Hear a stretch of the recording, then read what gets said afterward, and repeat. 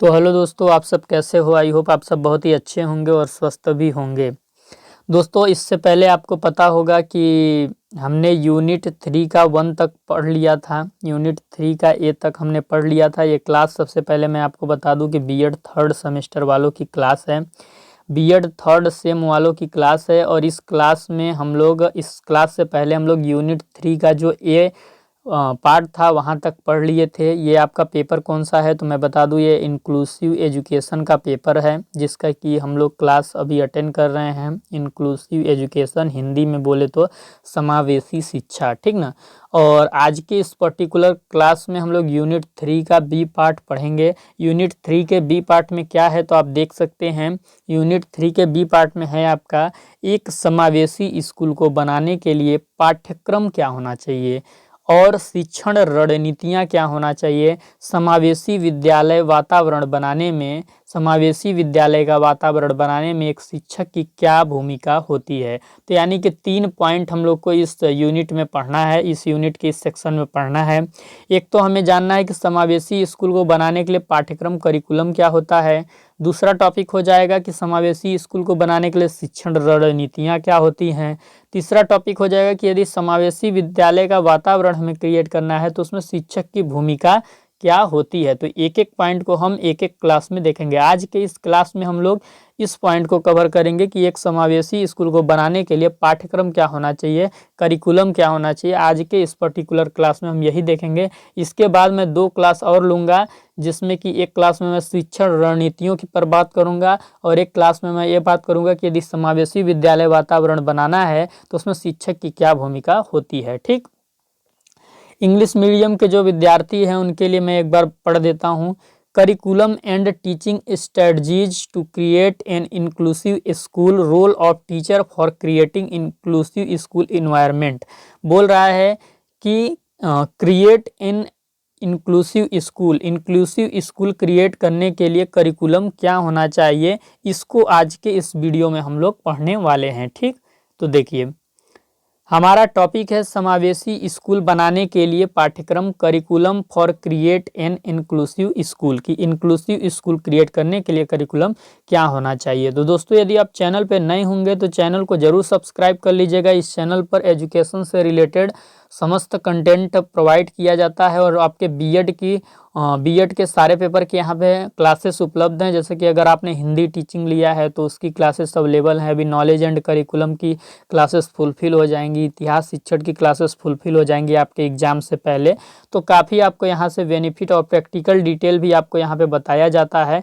तो आप Telegram channel को भी ज़रूर ज्वाइन कर लीजिएगा और चैनल को सब्सक्राइब कर लीजिएगा। और अगर आपको ये सेशन अच्छा लगता है तो सेशन को लाइक और कमेंट करना मत भूलिएगा।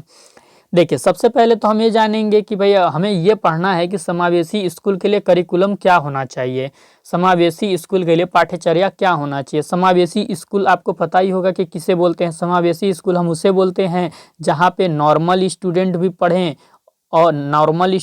पढ़ें और साथ ही साथ स्पेशल स्टूडेंट भी पढ़ें।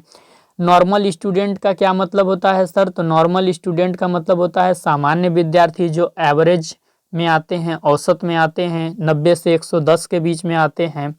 और अगर स्पेशल स्टूडेंट की बात करें सर, तो स्पेशल स्टूडेंट में जो एवरेज से भिन्न है, जो औसत से भिन्न है, जो 90 और 110 से आगे पीछे हैं, वे हमारे स्पेशल स्टूडेंट में आते हैं। चाहे फिर प्रतिभावान बालक हों या फिर सृजनात्मक बालक हों या फिर मंद बुद्धि के बालक हों या फिर कोई किसी भी प्रकार की विशिष्टता उनके अंदर है तो वो स्पेशल स्टूडेंट में आ जाएंगे। तो समावेशी स्कूल हम किसे बोलते हैं?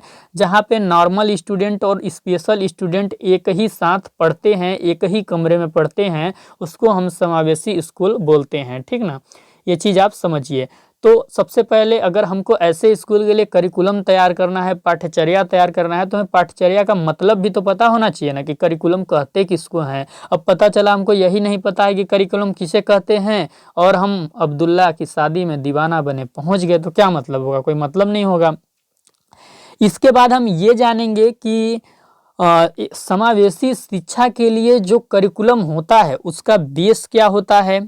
और अगर उस समावेशी स्कूल के लिए, उस समावेशी स्कूल के लिए हम करिकुलम अच्छा बना भी लेते हैं तो उस बेस पे बने करिकुलम का आउटपुट क्या होता है, उस बेस पे बने करिकुलम का आउटकम्स क्या होता है, यानी कि अगर हम बेहतर करिकुलम तैयार करने में सफल हो भी गए तो उसके परिणाम क्या होंगे, उसको अप्लाई करने के बाद छात्रों में क्या परिवर्तन आएगा, ये चीज़ हम देखेंगे। और उसके बाद करिकुलम डेवलपमेंट हम कैसे करेंगे समावेशी स्कूल के लिए, समावेशी शिक्षा के लिए हम कैसे करिकुलम का विकास करेंगे, ये चीज़ हम देखेंगे। और इसके बाद लास्ट में हम कुछ इम्पोर्टेंट टर्म को देखेंगे जो स्पेसिफिक चाइल्ड के दृष्टि से करिकुलम बनाने के लिए महत्वपूर्ण होगा। Important term of curriculum for specific child, कुछ पाठ्यचर्या के महत्वपूर्ण टर्म को हम देखेंगे जो कि विशिष्ट बालकों के लिए अनुकूल होगा। विशिष्ट बालकों के लिए वो टर्म जरूरी होंगे कि इन टर्म को करिकुलम में इंक्लूड किया जाए। तो इन 4 चीज़ों को हम देखेंगे और इन 4 चीज़ों को ही इस टॉपिक के अंदर हम पढ़ेंगे। तो आइए देखते हैं, सबसे पहले हम कॉन्सेप्ट ऑफ करिकुलम कि करिकुलम का कॉन्सेप्ट क्या होता है। तो स्टैंडर्ड से जुड़ी संपूर्ण गतिविधियां, चाहे वो विद्यालय के अंदर हो या बाहर हो। स्टैंडर्ड का मतलब क्या है कि जिस भी स्टैंडर्ड में बच्चा पढ़ाई कर रहा है, जिस भी स्टैंडर्ड में विद्यार्थी पढ़ाई कर रहा है, वो क्लास 6 स्टैंडर्ड का हो सकता है, क्लास 7 स्टैंडर्ड का हो सकता है, क्लास 3 स्टैंडर्ड का हो सकता है, बीए का हो सकता है, किसी भी कहीं किसी भी शिक्षा की यदि बात हो रही है, स्कूल की बात हो रही है तो 1 to 12 आप लेंगे तो 1 to 12 में बच्चा किसी भी स्टैंडर्ड का है, उससे उस स्टैंडर्ड से जुड़ी यानी उसके क्लास से जुड़ी संपूर्ण गतिविधियां मानी सारी गतिविधियां, टोटल एक्टिविटी, चाहे फिर वो विद्यालय के अंदर हो, इनसाइड इन स्कूल हो या फिर विद्यालय के बाहर हो, विद्यालय के अंदर या बाहर टोटल एक्टिविटीज किसके अंतर्गत आती हैं, करिकुलम के अंतर्गत आती हैं। तो इसकी परिभाषा क्या है कि स्टैंडर्ड से जुड़ी टोटल एक्टिविटीज, चाहे वो विद्यालय के अंदर हो या बाहर हो, खेल कूद, नृत्य प्रतियोगिता, प्रार्थना, टेस्ट, परीक्षा, सारी चीज़ें इसमें आ जाएंगे, ठीक ना।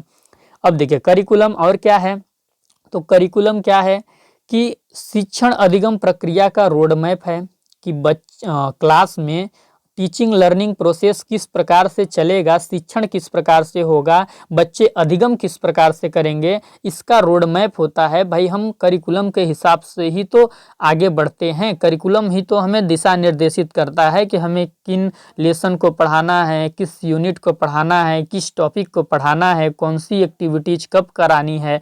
तो हमारे सामने जो रोड मैप लेके आता है, रोड मैप के माध्यम जो बनता है वो करिकुलम ही है और इसी के माध्यम से टीचिंग लर्निंग प्रोसेस हो पाती है।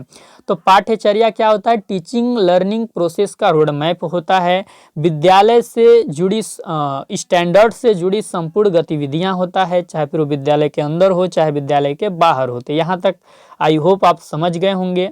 अब आगे देखिए, अगर हमें समावेशी स्कूल के लिए करिकुलम बनाना है, पाठ्यचर्या बनाना है, तो उसका बेस क्या होगा, उसका आधार क्या होगा। तो देखिए इसका आधार क्या होगा, शिक्षा तथा संज्ञानात्मक की एक विस्तृत श्रृंखला को प्रदर्शित करें कि जो शिक्षा है और जो संज्ञानात्मक है, संज्ञानात्मक मतलब क्या, जो लर्नर है हमारा, जो लर्नर है उसका कॉग्निटिव लेवल पे किस प्रकार हमें विकास करना है, उसकी एक विस्तृत श्रृंखला को प्रदर्शित करे हमारा करिकुलम। हमारा जो पाठ्यचर्या हो वो हमारा वो शिक्षा को और लर्नर के कॉग्निटिव स्ट्रक्चर को कैसे डेवलप करेगा, कैसे उसको उसका विकास करेगा, उसकी एक विस्तृत फ्रेमवर्क को, एक ब्रॉड फ्रेमवर्क को वो प्रेजेंट करना चाहिए वो करिकुलम, तब जाके वो करिकुलम समावेशी स्कूल के लिए होगा। क्योंकि समावेशी मतलब क्या होता है, विभिन्न प्रकार के बच्चे होंगे और विभिन्न प्रकार के जब बच्चे होंगे तो सिलेबस भी हमारा विस्तृत होना चाहिए,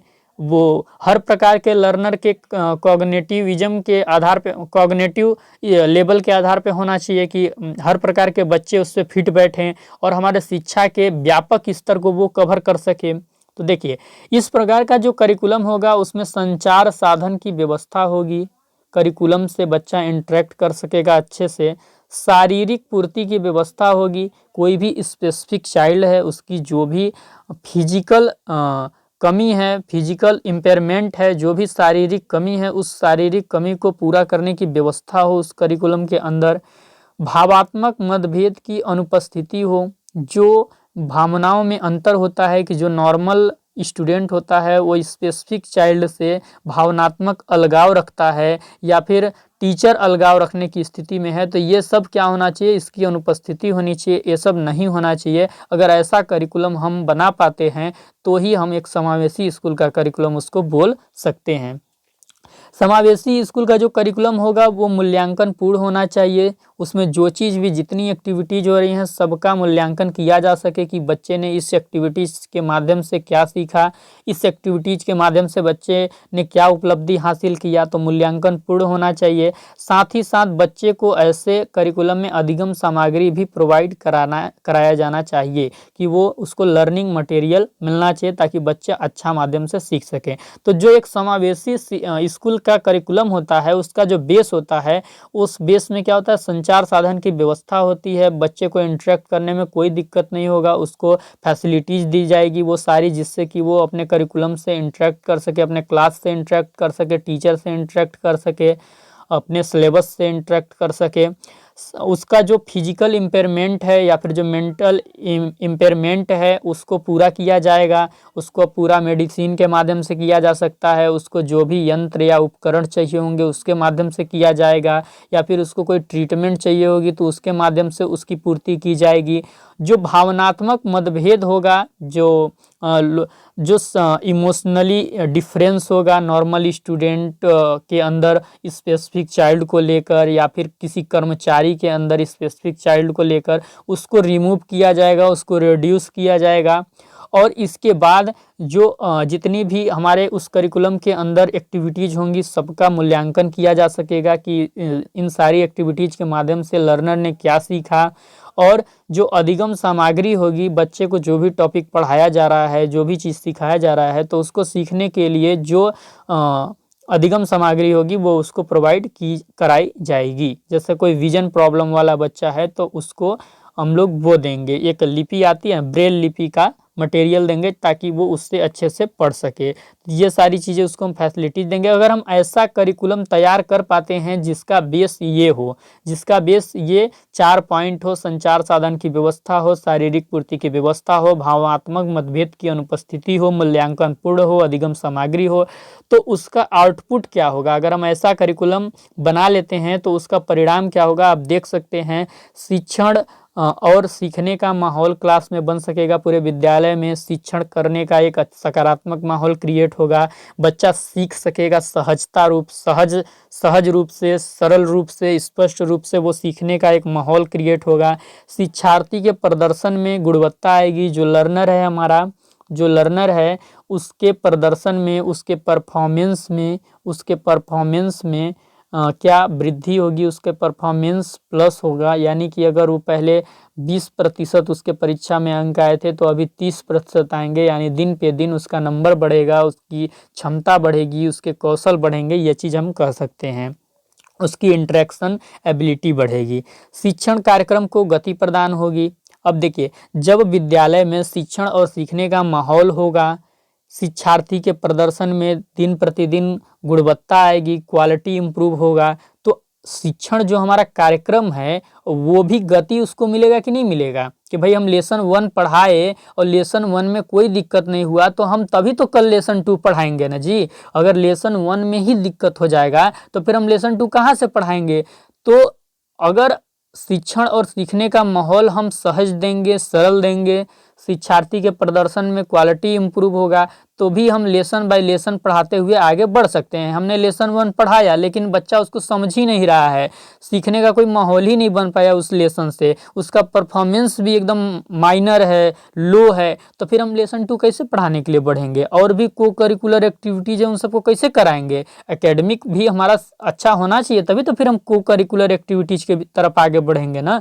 तो वही बोला जा रहा है कि अगर ऐसा करिकुलम में विकास कर लेते हैं तो शिक्षण और सीखने का माहौल बनेगा, शिक्षार्थी के प्रदर्शन में गुणवत्ता आएगी, और जो हमारा शिक्षण कार्यक्रम है, जो हमारा सिलेबस है, उसको गति प्रदान होगी, उसको हम पूरे स्पीड के साथ लेकर आगे बढ़ पाएंगे। मूल्यांकन करने में आसानी होगी। अब देखिए, अगर शिक्षण और सीखने का माहौल है, शिक्षार्थी की क्वालिटी भी इम्प्रूव हो रही है, हम पूरा सिलेबस भी ठीक से पढ़ा ले रहे हैं, को करिकुलर एक्टिविटीज़ भी करा ले रहे हैं, तो फिर हम मूल्यांकन भी कर लेंगे।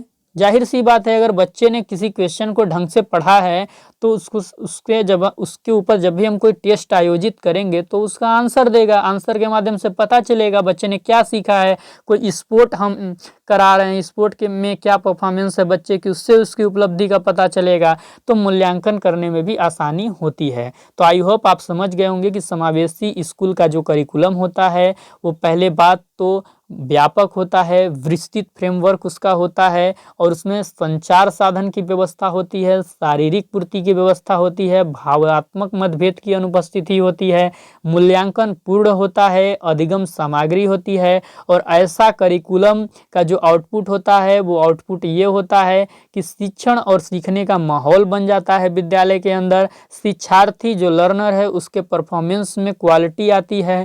शिक्षण जो कार्यक्रम है, जो हमारा सिलेबस था, जो हमारा करिकुलम था, उसको गति प्रदान होती है, और मूल्यांकन यानी एवल्यूशन करने में आसानी होती है। हम परीक्षा आसानी से आयोजित कर पाते हैं, और जो परीक्षा का रिजल्ट है वो भी हमारे पक्ष में आता है, सकारात्मक पक्ष में आता है। अब आगे देखिए, करिकुलम डेवलपमेंट कैसे करें। ये तो बात हो गई कि भाई समावेशी शिक्षा का करिकुलम इस प्रकार से होना चाहिए, अगर इस प्रकार से समावेशी स्कूल का करिकुलम हम बना लेते हैं तो उसका आउटपुट ये होंगे। तो भैया अब इस प्रकार के करिकुलम को बनाने के लिए हमें क्या क्या चीज़ों की आवश्यकता पड़ेगी, कैसे लोग हमारे, कैसी टीम होनी चाहिए, इस प्रकार के करिकुलम को हम कैसे विकास कर सकते हैं, कैसे डेवलपमेंट कर सकते हैं, ये चीज़ पे ध्यान देना बहुत ज़रूरी है। तो करिकुलम डेवलपमेंट करने के लिए, समावेशी स्कूल का जो करिकुलम हम डेवलपमेंट करेंगे उसके लिए कुछ पॉइंट हैं, तो कुछ पॉइंट आपको थोड़ा ध्यान से सुनने होंगे, ठीक ना। क्लास ये लंबी होगी, ये चीज़ मैं आपको बता दे रहा हूँ। जिसे पढ़ाई करनी है, जो पढ़ने के उद्देश्य से आया है, वो इस क्लास में बना रहेगा। अगर आप इस पूरी क्लास को देखते हैं तो ज़रूर आपको कुछ सीखने को मिलेगा, आप कुछ सीख के जाइएगा। अदरवाइज अगर आपको समय की बहुत जल्दी है तो आप को कुछ यहाँ से आप सीख नहीं पाएंगे, ठीक ना। तो देखिए, करिकुलम डेवलपमेंट करते समय जो पहला पॉइंट है वो है विकलांगता को ध्यान में रखना।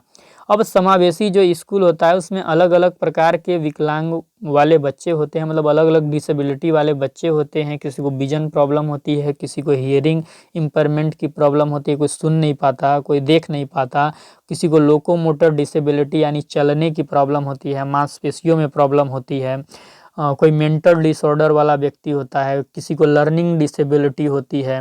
तो तरह तरह के डिसेबिलिटी होती हैं, तो इसलिए जब भी हम इनके लिए करिकुलम को बनाएं तो हमें कुछ चीज़ें ध्यान में रखना होगा। क्या चीज़ें ध्यान में रखना है, चलिए देखते हैं। जब पाठ्यचर्या का विकास किया जा रहा हो तब विशिष्ट बालकों की विशिष्ट आवश्यकता को ध्यान में रखकर पाठ्यचर्या को बनाना होगा।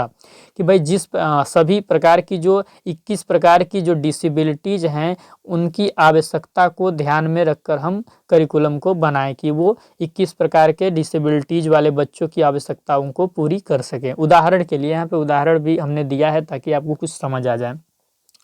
मान लीजिए कि दृष्टि असमर्थी बालकों की शैक्षिक आवश्यकताएं उनकी असमर्थता की मात्रा तथा प्रकार दोनों पर निर्भर करती है। जो एक विजन प्रॉब्लम वाला बच्चा है जिसको दिखाई नहीं देता है, उसकी क्या एजुकेशनल नीड्स होंगी, उसकी क्या शैक्षिक आवश्यकताएं होंगी, उसकी क्या असमर्थता होंगी, ये उसकी जो शैक्षिक आवश्यकता होगी वो उसकी असमर्थता की मात्रा तथा प्रकार दोनों पर निर्भर करेगी कि वो किस प्रकार के चीज़ में असमर्थ है, और जो असमर्थता है वो कितनी मात्रा में असमर्थता उसके अंदर है, उसके हिसाब से उस बच्चे की क्या होगी, शैक्षिक आवश्यकता होगी।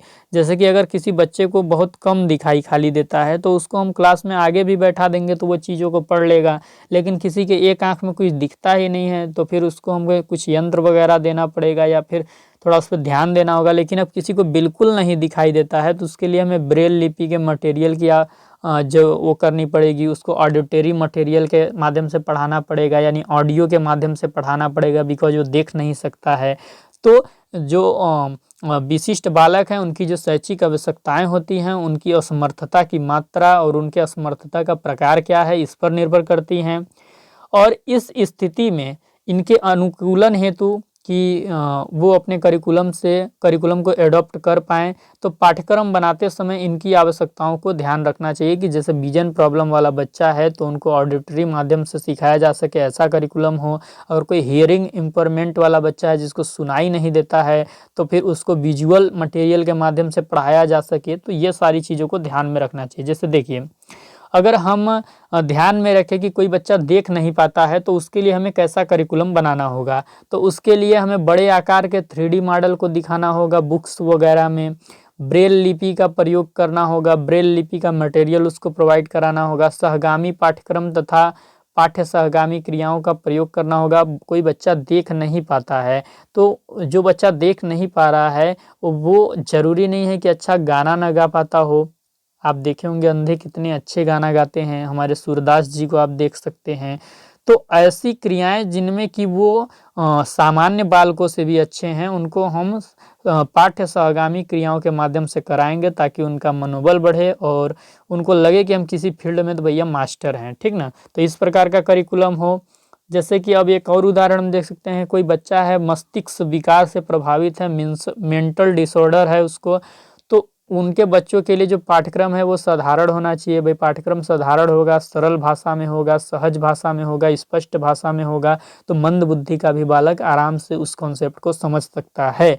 और पाठ्यक्रम रोचक भी होना चाहिए ताकि कमज़ोर दिमाग का भी विद्यार्थी उसको पढ़ने में उसको रुचि ले और वो समझने का उसको प्रयास करे। तो यानी विशिष्ट बालक की आवश्यकताओं को देखकर हमें पाठ्यक्रम का निर्माण करना चाहिए। बहुस्तरीय तथा लचीला पाठ्यक्रम होना चाहिए। जब हम इनके लिए करिकुलम डेवलपमेंट करें तो जो करिकुलम होना चाहिए वो मल्टी लेवल होना चाहिए और मल्टीपल लेवल होना चाहिए और लचीला होना चाहिए, फ्लेक्सिबल होना चाहिए। स्कूलों में समावेशी शिक्षा प्रदान करना एक चुनौतीपूर्ण कार्य है क्योंकि समावेशी स्कूल में अलग-अलग आवश्यकता वाले बच्चे होते हैं, तो ऐसे में सभी की आवश्यकताओं को पूरा करना, सभी की योग्यताओं के हिसाब से शिक्षण विधि का निर्माण कर पाना, शिक्षण प्रक्रिया की योजना बना पाना, ये एक चैलेंजेबल टास्क होता है। विभिन्न योग्यताओं के विद्यार्थियों को एक ही कक्षा में पढ़ाया जाता है, इसलिए यह आवश्यक है कि पाठ्यक्रम क्या होना चाहिए, लचीला होना चाहिए। पाठ्यक्रम को हम जैसा मोड़ के पढ़ाना चाहें, पाठ्यक्रम को हम जिस मेथड से लर्नर तक डिलीवर करना चाहें वो चीज़ संभव हो। पाठ्यक्रम थोड़ा लचीला होना चाहिए, फ्लेक्सिबल होना चाहिए कि किसी भी टीचिंग मेथड पे वो अच्छे से उसको डिलीवर किया जा सके, विद्यार्थियों की विभिन्न क्षमताओं और आवश्यकताओं के अनुकूल बना सकें, ऐसा पाठ्यक्रम होना चाहिए। अगला जो पॉइंट है वो है सहकारी पाठ्यक्रम। सहकारी पाठ्यक्रम में क्या है, पाठ्यक्रम इस प्रकार निर्मित होना चाहिए कि वह सहकारी गतिविधियों को अधिक बढ़ावा दे। यदि छात्र किसी काम को मिलकर करेंगे तो वह उसे सरलता से सीख सकेंगे। यानी करिकुलम ऐसा होना चाहिए कि उसमें कोलैबोरेटिव वर्क होना चाहिए, यानी कि बच्चे मिलकर सामूहिक कार्य करें, ऐसा करिकुलम, ऐसा प्रोजेक्ट उसमें इन्वॉल्व होना चाहिए, ठीक ना? होता है ना, पाठ के जब आप पाठ पढ़ लेते हैं तो उसके नीचे कुछ ऐसा वर्क होता है जिसमें मिलता है, उसमें लिखा होता है कि आप कुछ बच्चों का ग्रुप बनाएं और इस कार्य को जाकर करें और इसकी जो रिपोर्ट है वो कक्षा में आकर प्रस्तुत करें। तो ऐसा कार्य होना चाहिए। चौथा क्या है, प्रायोगिक पाठ्यक्रम का शिक्षक कक्षा में विकास कर सके, इस हेतु पाठ्यक्रम में सिद्धांतों के साथ उनके अनुप्रयोगात्मक विवरण भी होने चाहिए। यानी कि अगर शिक्षक पाठ्यक्रम को प्रैक्टिकल रूप में पढ़ाना चाहता है तो थ्योरी के साथ साथ उसको कैसे इम्प्लीमेंट किया जा सकता है उस थ्योरी को, इसका विवरण भी पुस्तक में होना चाहिए, सिलेबस में होना चाहिए। ये चीज़ बोला जा रहा है, इस प्रकार का करिकुलम होना चाहिए। और इन सुविधाओं का प्रयोग करने को सुनिश्चित भी किया जाना चाहिए कि ये अगर आपने थ्योरी पढ़ा दी है इसकी तो इसका प्रैक्टिकल कराना अनिवार्य है और इसका प्रैक्टिकल आप अनिवार्य रूप से कराएं, ऐसा बुक में मेंशन होना चाहिए, ठीक ना? पाँचवा पॉइंट क्या है, पाँचवा पॉइंट है आपका पठन सामग्री प्रदान करना। कि भैया अगर आप समावेशी स्कूल में पढ़ा रहे हो तो वहाँ का करिकुलम ऐसा होना चाहिए कि जो भी बच्चा को जो स्पेशल नीड्स है उसकी वो चीज़ उसको प्रोवाइड होनी चाहिए, ठीक? अधिगम सामग्री मिलनी चाहिए। विद्यार्थियों की आवश्यकताओं और रुचियों के अनुसार पठन सामग्री उपलब्ध होनी चाहिए। उदाहरण के लिए नेत्रहीन विद्यार्थियों के लिए पठन सामग्री के रूप में ब्रेल लिपि प्रदान की जानी चाहिए, ठीक ना? हियरिंग इम्पेयरमेंट वाले बच्चों को हेडफोन वगैरह प्रोवाइड होना चाहिए। लोकोमोटर डिसेबिलिटी वाले को व्हील चेयर प्रोवाइड होना चाहिए। तो ये सारी चीज़ें हैं, ठीक ना। अब इसके बाद अगला पॉइंट जो है वो है साधारण पाठ्यक्रम। साधारण पाठ्यक्रम भी होना चाहिए। अगर हम इनके लिए करिकुलम बना रहे हैं तो साधारण पाठ्यक्रम होना चाहिए, ताकि जो मानसिक रूप से विकलांग बच्चे हैं, जो जिनका दिमाग कमज़ोर है, वो भी इस पाठ्यक्रम को समझ सकें, इस पाठ्यक्रम से इंटरेक्ट कर सकें। मानसिक रूप से विकलांग बच्चों के लिए साधारण पाठ्यक्रम होना चाहिए। ऐसे विद्यार्थियों को पाठ याद करने की अपेक्षा व्यावसायिक प्रशिक्षण प्रदान करना चाहिए। इनको रटवाने की अपेक्षा या पाठ के थ्योरेटिकल पार्ट को पढ़ाने की अपेक्षा थोड़े से प्रैक्टिकल वर्क ज़्यादा कराने चाहिए। वोकेशनल एजुकेशन इनको ज़्यादा देना चाहिए। वोकेशनल क्या बोलते हैं उसको, ट्रेनिंग ज़्यादा देना चाहिए। उन्हें हस्त कौशल सिखाए जाने चाहिए, ताकि वह जीवन में आत्मनिर्भर बन सके। अगर वो कुछ मानसिक रूप से कमज़ोर हैं तो उन्हें वोकेशनल ट्रेनिंग दी जानी चाहिए, ताकि वो अपने जीवन में आत्मनिर्भर बन सकें। ऐसा करिकुलम हो। सातवां चीज़ क्या है, सहगामी क्रियाओं में भाग लेना। बच्चों की शारीरिक मानसिक योग्यताओं को ध्यान में रखते हुए उन्हें खेलों में भाग लेने के लिए प्रोत्साहित किया जाना चाहिए। छात्रों को सहगामी क्रियाओं में भाग लेने के लिए प्रोत्साहित किया जाना चाहिए। उन्हें यात्राओं व भ्रमणों पर भी ले जाया जाना चाहिए। तो ऐसे बच्चों का हर तरीके से विकास होगा, सर्वांगीण विकास किया जा सकता है। करिकुलम में इट मीन्स कि स्पोर्ट वगैरह इंक्लूड होना चाहिए, और एजुकेशनल टूर इंक्लूड होना चाहिए। एजुकेशनल टूर वगैरह से क्या होता है, बच्चे को तरह तरह की चीज़ों से इंटरेक्ट करने का मौका मिलता है, और उनका सोशल स्किल्स डेवलप उनके अंदर हो पाता है, ठीक ना। अगला क्या है, सतत एवं व्यापक मूल्यांकन पर आधारित करिकुलम होना चाहिए। करिकुलम ऐसा होना चाहिए कि उसका कंटिन्यूअस इवोल्यूशन किया जा सके, असेसमेंट किया जा सके, और व्यापक मूल्यांकन पे आधारित होना चाहिए कि उसमें स्कॉलिस्टिक इवोल्यूशन भी शामिल हो, को स्कॉलिस्टिक एवोल्यूशन भी शामिल हो, शैक्षिक शैक्षिक दोनों पक्ष शामिल हों, दोनों पक्षों का मूल्यांकन किया जा सके। संरचनात्मक मूल्यांकन को नियमित पाठ्यचर्या में निहित करना चाहिए, फॉर्मेटिव असेसमेंट को, जो बीच बीच में होता रहता है, ताकि छात्र एवं शिक्षक दोनों ही अधिगम प्रक्रिया के अभिन्न अंग बन सके। भाई बीच बीच में मूल्यांकन होता रहेगा तो छात्र को शिक्षक के बारे में शिक्षक को छात्र के बारे में पता चलता रहेगा, और शिक्षक को अपनी शिक्षण विधि के बारे में भी पता चलता रहेगा कि मैं पढ़ा कैसा रहा हूँ। तो दोनों अधिगम प्रक्रिया के क्या होंगे, अभिन्न अंग बन पाएंगे। शिक्षक छात्रों की कठिनाइयों को पहचान कर समाप्त करने में सहायता कर पाएगा, यदि करिकुलम CCE पे आधारित होगा तो। कंटिन्यूअस एंड कम्प्रीहेंशन एवोल्यूशन पे यदि बेस्ड होगा हमारा करिकुलम, तो बच्चे की जो प्रॉब्लम होंगी उनको डायग्नोसिस करके टीचर जो है उनको रेमेडियल टीचिंग दे पाएगा। अब देखिए, इस टॉपिक का जो लास्ट पॉइंट है यही है, इसके बाद ये खत्म हो जाएगा। तो देखिए, important term of curriculum for specific child. कुछ इम्पॉर्टेंट टर्म हैं जो कि अगर हम करिकुलम बना रहे हैं स्पेसिफिक चाइल्ड के लिए, तो इन इम्पॉर्टेंट टर्म का उसमें होना बहुत ज़रूरी है। ऐसे करिकुलम का जो नेचर है, जो प्रकृति है, उसमें सैद्धांतिक चीज़ों के साथ साथ व्यवहारिक चीज़ें होनी चाहिए। पाठ्य सहगामी क्रियाएं होनी चाहिए। सारे क्रियाओं का क्रियान्वयन कैसे करना है वो भी होना चाहिए, कि जो चीज़ें हमने पढ़ाया है उसका इम्प्लीमेंट क्या होगा, उसका क्रियान्वयन क्या होगा। व्यवहारिक पक्ष, सैद्धांतिक पक्ष, को करिकुलर एक्टिविटीज़ के बारे में अच्छे से विवरण ऐसे करिकुलम में होना चाहिए, ठीक ना। उसका बेस हमने बता ही दिया था एक बार, और ऐसा इस प्रकार के करिकुलम का जो बेस होता है उसमें समावेशन का दृष्टिकोण प्रत्येक के पक्ष में होना चाहिए, कि सभी को लेके चलना है, किसी एक को लेके नहीं चलना है। और ऐसा करिकुलम बाल केंद्रित शिक्षा पे आधारित होगा, कि जो सामान्य बालक हैं, जो विशिष्ट बालक हैं, उनकी जो नीड होगा उनके अकॉर्डिंग पढ़ाया जाएगा, उनके अकॉर्डिंग सिलेबस को आगे बढ़ाया जाएगा। ऐसा करिकुलम होना चाहिए। करिकुलम डिजाइन पृथकीकरण को एकीकरण में बदलने वाला होना चाहिए, कि जो अलग अलग धारणाएं हैं, जो अलग अलग मत हैं, वो क्या हो जाएं, एक हो जाएं। जितने भी क्लास में विशिष्टता है, जितने भी विशिष्ट बालक हैं, उनको हम एक साधन के रूप में लेंगे, उनको हम कमजोरी के रूप में नहीं लेंगे, ठीक ना। सतत एवं व्यापक मूल्यांकन पे ऐसा करिकुलम आधारित होना चाहिए। सब इम्पोर्टेंट टर्म हैं समावेशी स्कूल के लिए यदि आप करिकुलम बना रहे हैं तो। कुछ इम्पोर्टेंट टर्म और हैं जिसे कि आप देख सकते हैं जल्दी जल्दी, जैसे कि मल्टी सेंसरी मटेरियल्स, बहुसंवेदी सामग्री जिनको हम बोलते हैं। जो बच्चे सामान्य या प्रचलित तरीके से नहीं पढ़ पाते हैं उनके अध्ययन में यह सहायता करता है कि इस सामग्री की मदद से बच्चा शारीरिक अक्षमता के होते हुए भी तथ्यों को अनुभव या महसूस कर पाता है। कि भाई हर बच्चे सामान्य या प्रचलित तरीके से नहीं पढ़ पाते हैं। जैसे व्याख्यान विधि क्या है, बहुत फेमस है, तो सारे बच्चे व्याख्यान विधि से तो पढ़ नहीं पाएंगे।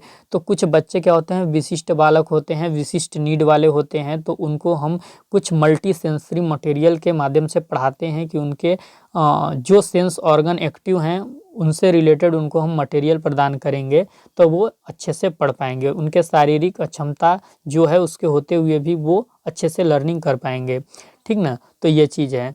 जैसे कि आप इसमें कुछ उदाहरण देख सकते हैं कि उनको हम कुछ ब्लॉक्स के माध्यम से पढ़ा सकते हैं। अगर कोई सुनता कम है, सुन नहीं पाता है ठीक से, तो उनको हम वीडियोज के माध्यम से पढ़ा सकते हैं। मंद बुद्धि का बालक है तो वो भी वीडियोज के माध्यम से जल्दी समझ पाएगा। अगर कोई देख नहीं पाता है तो उनको सॉन्ग्स या ऑडियो के माध्यम से हम पढ़ा सकते हैं, पॉडकास्ट के माध्यम से पढ़ा सकते हैं। ये सामग्री अधिगमकर्ता के लर्निंग या लर्निंग प्रेफरेंस के आधार पर उपलब्ध करानी चाहिए कि वो किस प्रकार से अधिगम करता है, उसकी अधिगम शैली क्या है। लर्नर की अधिगम शैली को देख के उसी प्रकार के उसको सेंसरी मटेरियल प्रोवाइड कराने चाहिए ताकि वे अच्छे से लर्निंग कर सके, ठीक ना। थोड़ा थोड़ा समझना है इसको, अगर इसमें से आप कुछ समझ पाएँ तो अपने एग्जाम में लिख दीजिएगा, ठीक ना। अदरवाइज जो मैंने पहले जितना कॉन्सेप्ट पढ़ाया है वो भी आप लिखेंगे तो काफ़ी है, ये मैं आपको एक्स्ट्रा पढ़ा दे रहा हूँ। देखिए दूसरा क्या है, इंडिविजुअलाइज्ड इंस्ट्रक्शन, कि ऐसे बच्चों को जब हम समावेशी स्कूल में पढ़ा रहे हों तो समावेशी स्कूल का जो करिकुलम होगा, जो गतिविधियां होंगी, उसमें क्या होगा, इंडिविजुअलाइज्ड इंस्ट्रक्शन बहुत ही महत्वपूर्ण टर्म है। उनको व्यक्तिगत अनुदेशन हमको देना होगा। ऐसे बच्चों को हमें व्यक्तिगत अनुदेशन देना होगा।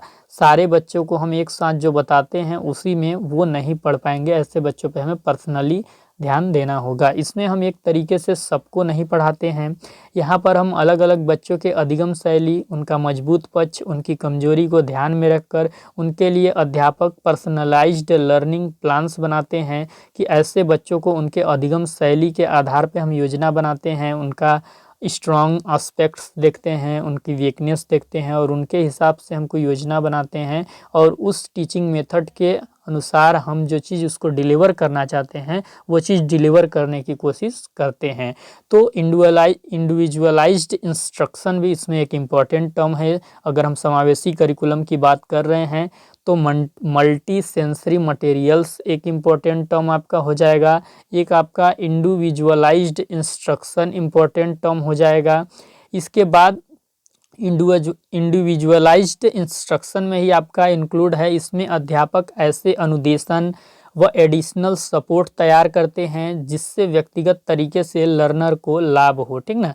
ऐसी योजनाएं हम बनाते हैं, ऐसे टीचिंग मेथड तैयार करते हैं जिससे कि उनको हम जो चीज़ पढ़ा रहे हैं, जो चीज़ उसको डिलीवर करना चाहते हैं वो आसानी से डिलीवर कर पाएँ और ऐसे में लर्नर का बेनिफिट हो पाए, लर्नर चीज़ों को अच्छे से सीख पाए।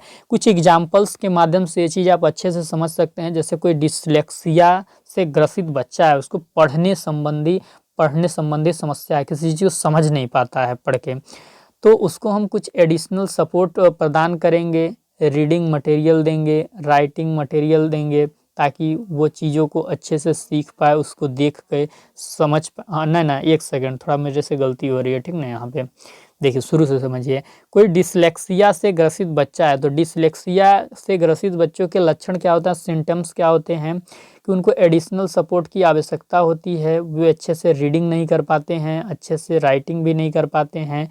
तो ऐसे बच्चों को हम क्या कर सकते हैं, ऐसे बच्चों को हम स्ट्रक्चर्ड लर्निंग इन्वायरमेंट दे सकते हैं, एक बनाया हुआ कृत्रिम इन्वायरमेंट दे सकते हैं जिसके की माध्यम से वो बच्चा पढ़ सके, ठीक ना। ये चीज़ आप समझिए। तो मतलब ये समझिए कि डिसलेक्स, यहाँ पे थोड़ा सा कन्फ्यूजन हो रहा है, एक सेकंड रुकिएगा। देखिए जो शुरू से देखिए, जो डिसलेक्सिया होता है, डिसलेक्सिया में क्या होता है, कोई बच्चा कॉन्सेप्ट को समझ नहीं पाता है, पढ़ने संबंधी ये कह लीजिए कि प्रॉब्लम है।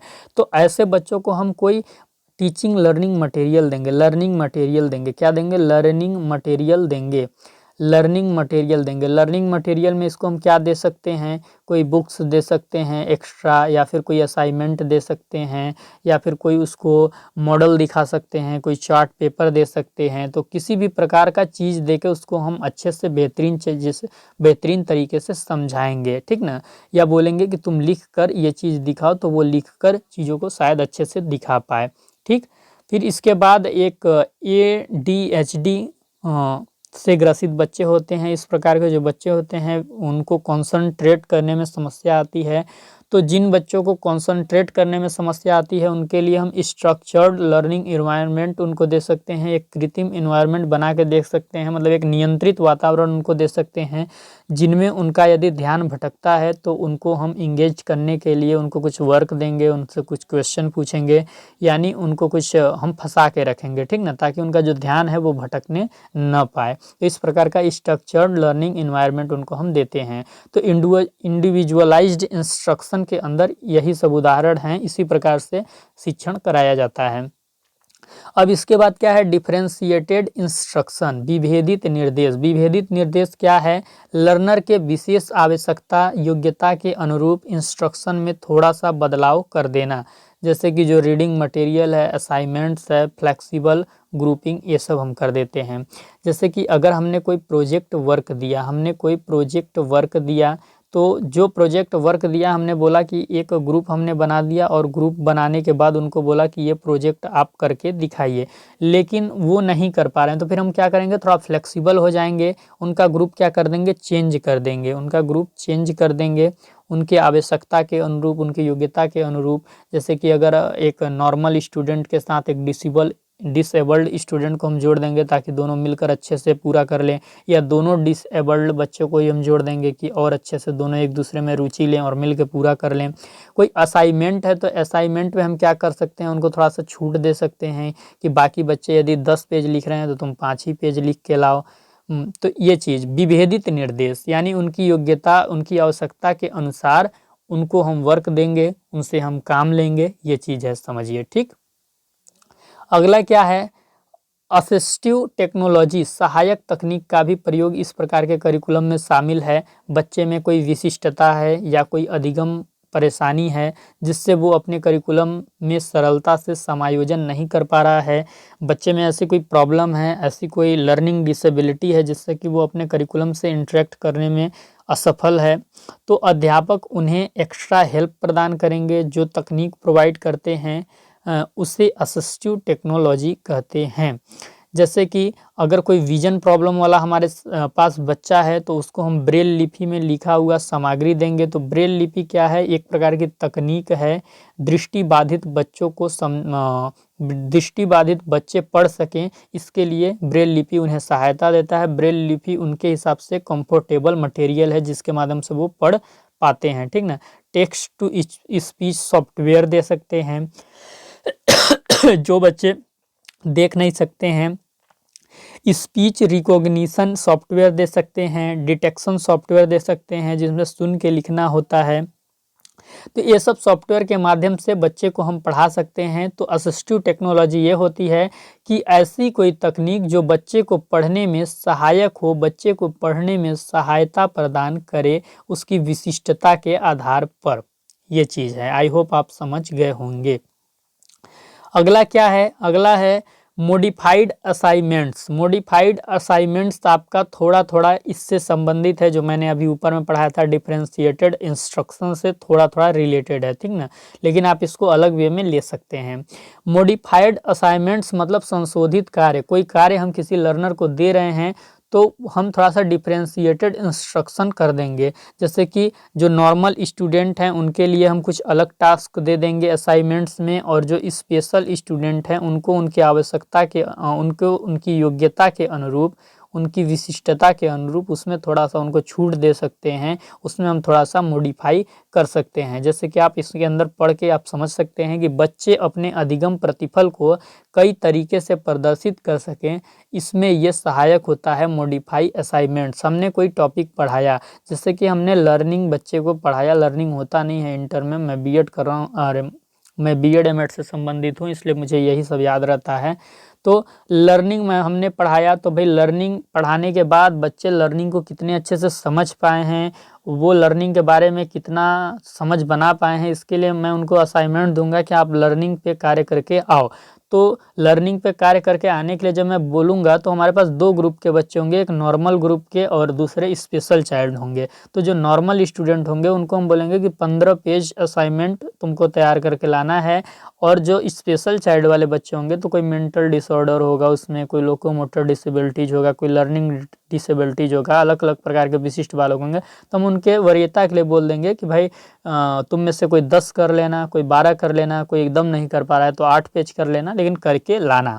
तो इस प्रकार का जब हम किसी असाइनमेंट्स में संशोधन कर देते हैं, किसी को कुछ छूट दे देते हैं, मॉडिफाई कर देते हैं, तो उसको हम बोलते हैं मॉडिफाइड असाइनमेंट्स। और इस प्रकार का उपयोग, इसका उपयोग तब हो पाता है जब हमें बच्चों से उनका आउटकम्स चेक करना होता है कि बच्चे ने क्या उपलब्धि हासिल की है, उसको वो प्रदर्शन कर सके। तो जिस बच्चे की जो योग्यता है उसके अनुरूप हम प्रदर्शन करने के लिए उससे बोलते हैं, ठीक ना। कुछ बच्चों को सामान्य प्रचलन से असाइनमेंट लिया जा रहा है, पर कुछ बच्चे जिनकी विशिष्ट मांग है उनके लिए अध्यापक असाइनमेंट लेने के तरीके में बदलाव थोड़ा कर देता है, ठीक ना।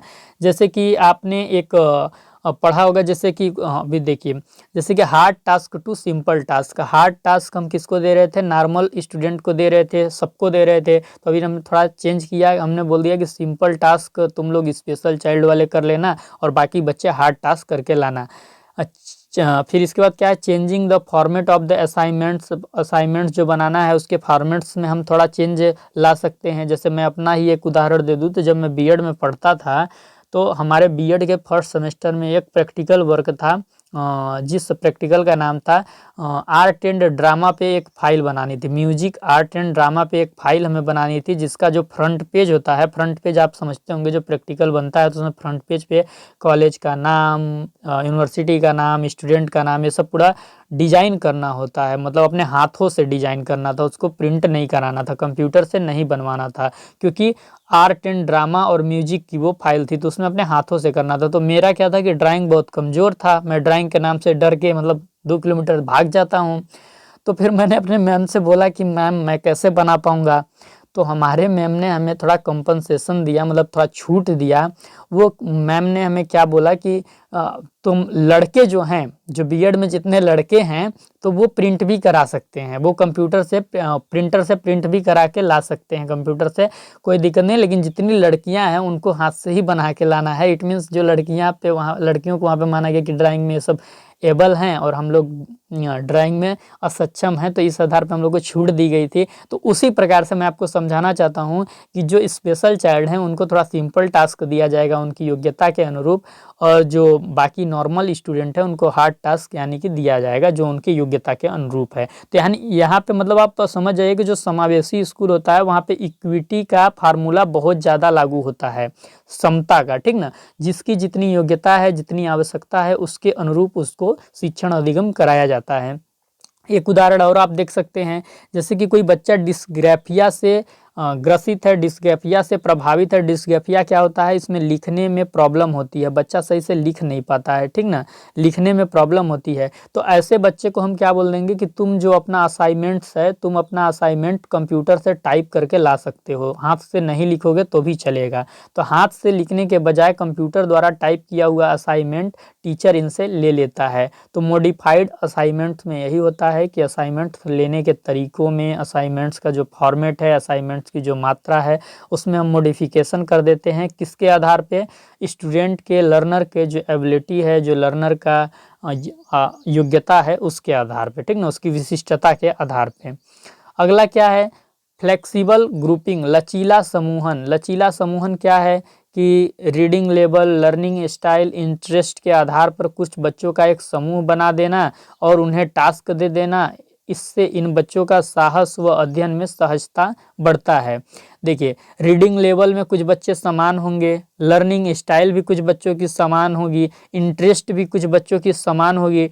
तो कुछ बच्चे जो हैं जिनकी reading level, learning style, interest समान है, ऐसे बच्चों का हम समूह बना देते हैं और उन्हें कुछ टास्क दे देते हैं। तो जब बच्चों के विचार आपस में मिलते रहते हैं, बच्चों की योग्यता आपस में मिलती रहती है, तो बच्चे आपस में दोस्ती भी बहुत अच्छे से कर लेते हैं। अगर किसी क्लास में कोई बच्चे के 5-5 नंबर दो बच्चे के आ गए, तो वो दोनों आपस में दोस्ती कर लेते हैं कि अरे हम लोग तो बराबर हैं, हम लोग का तो इतना ही आता है, हम लोग तो अब मिल के काम करेंगे। तो ऐसे बच्चों का एक ग्रुप बना दिया जाता है उनके रीडिंग लेवल के आधार पे, उनके लर्निंग स्टाइल के आधार पे, उनके इंटरेस्ट के आधार पे, और ताकि उनको पढ़ने में साहस मिले, उनके अध्ययन में सहजता बढ़े। इसी को हम क्या बोलते हैं? Flexible grouping. फ्लेक्सिबल ग्रुपिंग का मतलब ये है कि लचीला समूहन। इस समूह को कैसे भी बदल लीजिए आप, ठीक ना। फिर इसके बाद आई होप ये लास्ट है, ठीक ना। तो आप लोग तो बोले होंगे कि सर तो आज पका दिए पूरा, ठीक ना। तो पकना पड़ता है क्योंकि मेरा आदत हो गया है कि मैं किसी चीज़ को पढ़ाता हूँ तो मेरे से हो ही नहीं पाता है कि मतलब मैं थोड़ा बहुत पढ़ा के छोड़ दूँ। जब तक मैं पूरा कॉन्सेप्ट क्लियर नहीं कर दूंगा बच्चों को, जो उनको भरपूर मटेरियल है, जब तक नहीं दे देता ना, तो आत्मसंतुष्टि नहीं हो पाती है। शिक्षक लाइन की यही सबसे बड़ी समस्या है कि जब भी आप कोई क्लास ले रहे हैं और उसके बाद आपको खुद में आप उसका चिंतन करेंगे कि आज हमने अच्छा पढ़ाया है कि नहीं पढ़ाया है। अगर थोड़ा सा भी लग गया कि हम कुछ ख़राब पढ़ाए या मेरे पढ़ाने में कुछ कमी रह गई, बहुत खोट रह जाता है, बहुत खुन्नस रह जाता है, समझ लीजिए। तो इसलिए पोस्टमार्टम ही हम कर देते हैं किसी टॉपिक का। तो ये लास्ट आपका बिंदु है, देख लीजिए। एकोमोडेशन फॉर टेस्टिंग, ये क्या है? परीक्षण के लिए हम सुविधा देंगे ऐसे बच्चों को जो स्पेशल चाइल्ड होंगे। ऐसा करिकुलम हम तैयार करेंगे जिसमें उनको परीक्षण के लिए, टेस्ट के लिए एक विशेष प्रकार की उनको हम सुविधा देंगे। क्या सुविधा देंगे? देखिए एग्जाम्पल, हम क्लास में टेस्ट ले रहे हैं। सामान्य तौर पर टेस्ट के टाइम सबको समान मिलता है। अगर हम कोई टेस्ट ले रहे हैं उसमें 1 घंटा के अंदर टेस्ट करना है, तो भाई सबके लिए 1 घंटा होगा। चाहे क्लास में प्रधानमंत्री का लड़का बैठा हो, चाहे मुख्यमंत्री का लड़का बैठा हो, सबके लिए समान रहता है ना। पर अध्यापक को ये भी पता है कि उसके क्लास में स्पेशल नीड वाले बच्चे भी हैं, स्पेसिफिक चाइल्ड भी हैं। तो यहाँ पर अध्यापक ऐसे बच्चों को टेस्ट देने के लिए एक्स्ट्रा टाइम प्रोवाइड कर सकता है। भाई कोई मंद बुद्धि का बालक है तो वो सामान्य बुद्धि के बालक इतना ही टाइम में कैसे पेपर को लिख पाएगा? उसको भाई थोड़ा टाइम तो अधिक चाहिए ना, क्योंकि उसकी वो आवश्यकता है।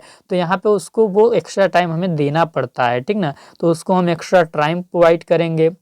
और एकाग्रता संबंधी समस्या के लिए उसको हम एक अलग वातावरण देंगे। भाई हल्ला गुल्ला वाला वातावरण नहीं देंगे, क्योंकि मंद बुद्धि का बालक है या फिर किसी चीज़ से मेंटल डिसऑर्डर, लर्निंग डिसऑर्डर, किसी चीज़ से वो ग्रसित है, तो अगर उसको अलग वातावरण की ज़रूरत है तो उसको हम अलग जगह पर बैठाएंगे। जैसे कि मैं अगर अपना आपको उदाहरण दे दूं, तो मैं आपको अपना इसमें उदाहरण दे रहा हूँ। मैं स्पेशल चाइल्ड तो नहीं हूँ, लेकिन उसमें स्पेशल चाइल्ड की कैटेगरी में ही था। मैं जब 10वीं क्लास में पढ़ता था, तो 10वीं क्लास में जब मैं पढ़ता था तो मेरा मतलब एक्सीडेंट हो गया था, मेरे पैर में चोट वगैरह आ गई थी, तो प्लास्टर वगैरह लग गया था। तो जब मैं एग्ज़ाम देने गया तो मैं बैठ नहीं सकता था, सामान्य बच्चों की तरह टेबल कुर्सी पे मैं नहीं बैठ सकता था। तो जो वहाँ के मैम लोग थे, जो सर लोग थे, एक दरी बिछवाई, और जो हॉल होता है ना स्कूल का, एकदम शुरुआती हॉल जिसमें आप प्रवेश करते हैं, तो वहीं पे दरी पे मेरे को बैठा दिया गया, मतलब सुला दिया गया, और मैं एक चीज़ पे सहारा लेके पेपर को लिखता था, ठीक ना। मेरे को थोड़ा बहुत एक्स्ट्रा टाइम भी दे दिया जाता था, 2-3 मिनट। तो ये चीज़ इसका एग्जाम्पल है। तो उस समय मेरी स्थिति अच्छी नहीं थी, तो मेरी स्थिति को देख के उस प्रकार का वातावरण मेरे को पेपर देने के लिए दिया गया था, ठीक ना। तो आप समझ सकते हो उसमें एक्सीडेंट था, वो चीज़ कृत्रिम था। तो ये मतलब नेचुरल में डिसेबिलिटी मेरे अंदर तो थी नहीं।